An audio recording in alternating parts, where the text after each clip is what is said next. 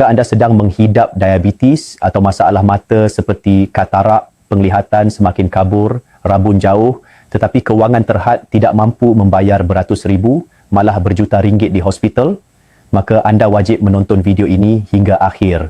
Sebaik sahaja cahaya penglihatan hilang, tiada wang yang mampu membelinya kembali, tetapi bernasib baik, di tengah-tengah ketakutan ini, Asia Tenggara kini menerima satu solusi inovatif dari USA.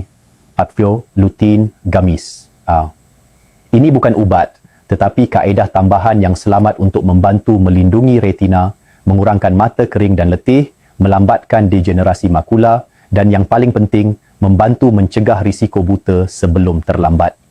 Ribuan warga emas di Malaysia telah menemui kembali cahaya dalam hidup mereka melalui solusi ini dan hari ini peluang itu juga untuk anda. Ini boleh dianggap sebagai satu pencapaian besar dalam bidang perubatan moden.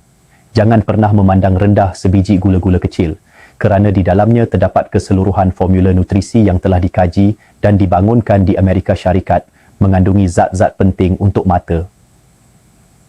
Lutein and zeaxanthin, perisai biologi yang menapis cahaya biru berbahaya dari skrin, mencegah degenerasi makula. Vitamin A dan beta-karotin, menyokong pertumbuhan semula sel retina, mencerahkan mata, meningkatkan penglihatan dalam gelap. Omega 3 dan zinc, menguatkan penghantaran saraf penglihatan, memperbaiki peredaran darah dalam bola mata, melindungi daripada kekeringan mata dan risiko katarak. Ekstrak blueberry, kaya dengan antosianin, bertindak sebagai antioksidan kuat, membantu proses penyembuhan kerosakan mata dan memperlahankan penuaan retina.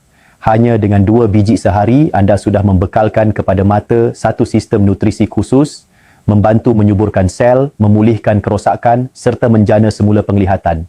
Dalam 7 hingga 14 hari, kebanyakan pesakit merasai perubahan yang jelas. Mata lebih cerah, kurang letih dan melihat lebih jelas setiap hari. Yang istimewa, kos rawatan ini hanyalah 1/20 daripada kos hospital. Tetapi keberkesanannya membuat pakar terkejut. Ia adalah penyelesaian penjagaan mata di rumah tanpa pembedahan, tanpa risiko dan telah diuji ketat oleh FDA. Dijamin selamat untuk semua peringkat umur, terutama orang dewasa dan warga emas. Dengan semua bukti klinikal dan maklum balas positif, saya boleh mengesahkan inilah solusi pencegahan buta dan perlindungan penglihatan jangka panjang yang sangat diperlukan oleh komuniti Asia Tenggara